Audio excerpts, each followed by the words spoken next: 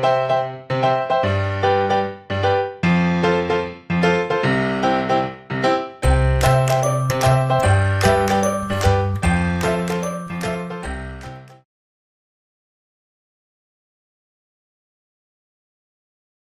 friends, this is Navdeep Singh from Hitbullseye.com. In our previous history lectures, we had discussed about the ancient Indian history, and we had discussed about the pre-Mauryan and the Mauryan empires. Today we'll be discussing about the medieval Indian history, and to be more specific, about the pre-Mughal empire. The topics of discussion today will be firstly the Turkish invasions, the Delhi Sultanate, and the system of administration provided by the Delhi Sultanate rurals. Starting with the Turkish invasions, we have to be aware that we had many Turkish invasions from the northern and the northwestern parts of the country. And we also have to know that the country as of that times, the periods of about 700 to 1000 ADs, was having a vast extent encompassing the Pakistan and the present day Afghanistan as well. Talking about the Turkish invasions, the first Muslim invasion in the country was done by Muhammad bin Qasim in the year of around 711 to 712 ADs. He had defeated the Chach dynasty and established his own rule in the province of Sindh. After Muhammad bin Qasim, the major Turkish invader that came into India was Mahmud Ghazni.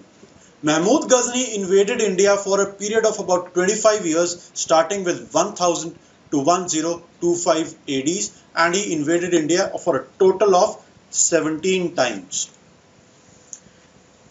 He could invade India for so many number of times over so much long period because of lack of any major force or any major resistance to his raids. And since there was no resistance, what he did was he plundered and looted the wealth of the country. His most famous plunder was that of Somnath temple in 1025 AD. The court poet was Firdausi, who wrote the Shahnama. His another favorite in the court was Utbi, who wrote Kitab ul Yamini. Talking a bit about the forces which could resist the Turkish invasions. As we've already discussed that there was no major force, but the only force to reckon with at that point in time in India was the Rajputs. The most important of them being the Chalukyas, the Chandelas. And we also have to know that the Rajput Empire in the northwestern parts of the country rose to its highest point under the leadership of Prithvi Raj. This was the first wave of invasion or the first wave of Turkish invasions into the country. Now there was another wave of invasion, the second wave of Turkish invasions into the country, which was led by Muhammad Ghuri. When Muhammad Ghuri came into the country, he led two battles, Battle of the Rain 1 and Battle of the Rain 2. Battle of the Rain 1 was again, both of them were again against Prithvi Raj. Battle of the Rain 1 led to the defeat of Muhammad Ghuri. But what happened in Battle of the Rain 2 in the year 1192 was a reverse of that. Muhammad Ghuri defeated Prithvi Raj and established an empire in the country. And henceforth Prithvi Raj ruled just as a vassal of Ghuri. The person Bakhtiyar Khalji, he was a general in the army of Ghuri. Now we have been discussing that all the Turkish invasions are always associated with plunder of the country. Bakhtiyar Khalji led to the destruction of Buddhist monasteries of Nalanda and Vikramashila. Muhammad Ghuri later was killed by the Khokhars, and after he was killed, all his possessions or all his empire went into the hands of his slave, and the most important slave was Qutbuddin Aibak. And with the coming of Qutbuddin Aibak, we established the Delhi Sultanate. Delhi Sultanate was established by the Ilbari dynasties. We have to know that in the Delhi Sultanate there were 5 dynasties. First is the Ilbari, the Khaljis, the Tughlaqs, the Sayyids, and lastly the Lodhis. The Ilbari dynasty lasted from 1206 to 1290 year, and it had a Turkish origin, and its founder was Qutbuddin Aibak, as we had discussed in the previous slide. After the demise of the Ilbari dynasty, it was the Khalji dynasty, which had a period of 1290 to 1320. It was again of Turkish origin, and its founder was Jalaluddin Khalji. The third dynasty was the Tughlaqs, and its period was 1320 to 1413, again of Turkish origin, and the founder was Ghiyasuddin Tughlaq. The fourth was Sayyid. It had one of the shortest period of time in the dynasty, and it was of Afghan origin, and its founder was Khizr Khan. The last was the Lodhi dynasty, having a period from 1451 to 1526 AD, again of Afghan origin, and founder being Bahlol Lodhi. Now we'll have to discuss each of these dynasties, or the important rulers of each of these dynasties. Starting with the Ilbaris. Ilbaris, that we had discussed previously, was a slave dynasty, slaves being the slaves of Muhammad Ghori, and established by Qutbuddin Aibak. Qutbuddin Aibak was crowned at Lahore, and he was given the title of Lakh Baksh because of his generosity.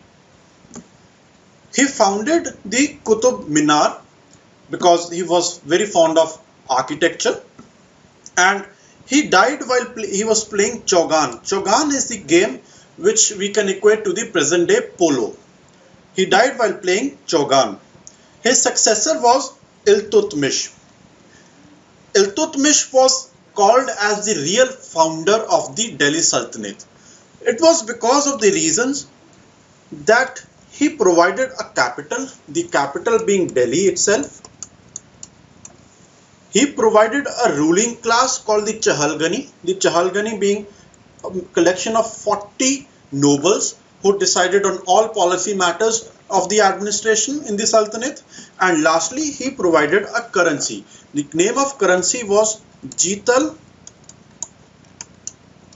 and being provider of the three main things in an empire, he was called the real founder of the Delhi Sultanate or the Ilbari dynasty.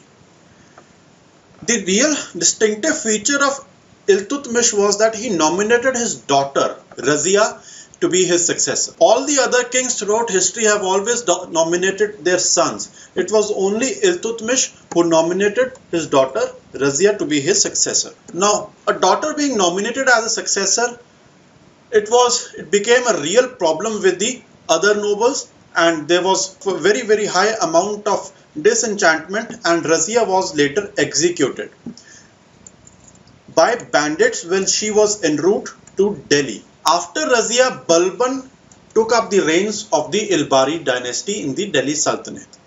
Now Balban took upon himself to restore the prestige of the seat or the rural. He called himself the Zille-Ilahi, or the representative of God on earth. Balban founded the military department. It was called the Diwan-e-Ariz, and he started the practice of sajda and paibos. This practice was again kind of bowing down to the rural, and it was again meant to restore the prestige of the ruler. He stressed upon purity of blood, and he was unwilling to give high seats and high posts to the lower born. The next dynasty in the Delhi Sultanate to be reckoned with was the Khaljis, and its founder was Jalaluddin Khalji. Jalaluddin Khalji ruled for a very, very short period of time, but in his short period of time he said the state has to be secular. So when we have to talk about secularism in the country, we can mention the Khalji ruler, that of Jalaluddin Khalji. His son Alauddin Khalji was the most important ruler, and he took upon himself the title of Sikandar-e-Sani. And during the rule of Alauddin Khalji, a high amount of Mongol attacks happened upon the empire, and it was the good good administration and good tactics of Alauddin Khalji that he was able to repel all the Mongol attacks and stabilize his own empire. And this he had done with the help of his very able general Malik Kafur. And with the help of Malik Kafur, he extended his empire down south till the place of Devgiri.